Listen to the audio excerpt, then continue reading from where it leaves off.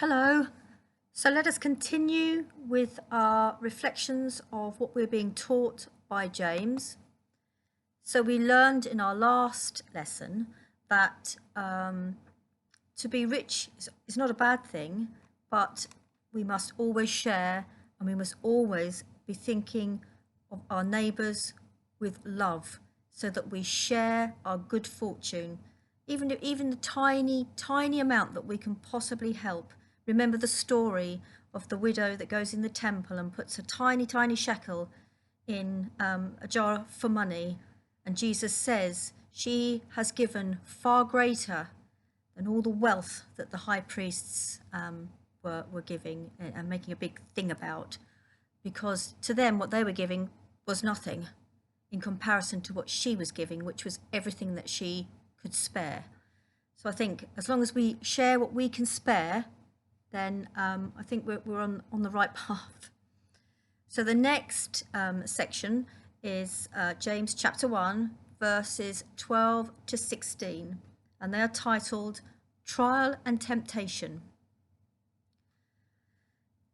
Blessed is anyone who endures temptation.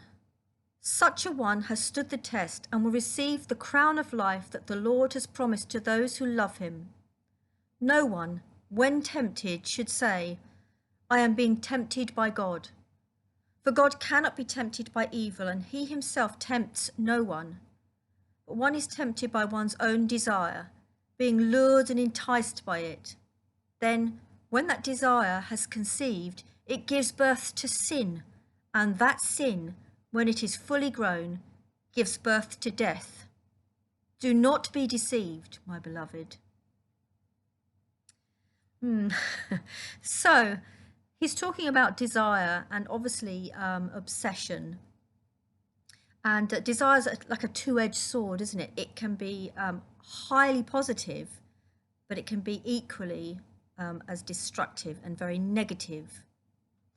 So if you think of all the things that tempt us today, if we become obsessed by them, or obsessed by anything, we shut out all reason. We don't think properly. An example is the relationships between a man and a woman. When love between a man and a woman is right, it is a beautiful, beautiful thing. But when that love becomes an obsession, particularly on one side or the other, and they look elsewhere because you become so obsessed by it, it then becomes a very destructive thing. Likewise, I suppose if we think about when we're on social media and we're spreading good news and friendship with our friends and neighbours, that is a really good thing. But then if we become obsessed by perhaps the popularity we gain from it, if we're not careful, we become completely obsessed by it, and then we start sending the nasty messages and the comparisons. And that's what James is talking about. He's saying to have things is a good thing, but we must not become obsessed by them. We have an acute ethical sense within us that lets us know when we're veering off track. We know when we're sort of getting a bit obsessed by something, but that is the moment when we have to make that decision. Is this good? I've got to stop now and get back to where I was, and get back to perhaps reading things like this from James.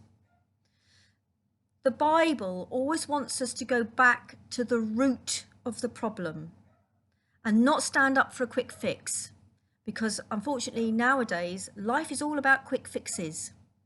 So we can learn from James that when we're getting lost, we go back to the root of the problem. Don't be deceived into thinking, oh, it's okay, nobody will notice, it's all right. Don't be deceived in thinking like that. Go back and literally give yourself a good talking to. What am I doing? Why am I doing this? Is it a good thing? So I hope that gives you something to think about when you say your prayers and reflect on during this Lent season. So temptation is okay, but we mustn't let it become an obsession. Now, one of the other things that James says is God does not tempt us. It is our own desires that tempt us into sin, basically doing the wrong thing.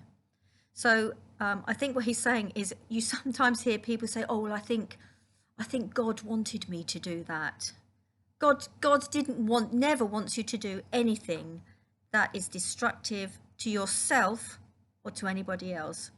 So I think if we remember that, always be questioning ourselves, we're not going to go far wrong. So hopefully gives you something really good to think about, and I'll see you for the next few verses.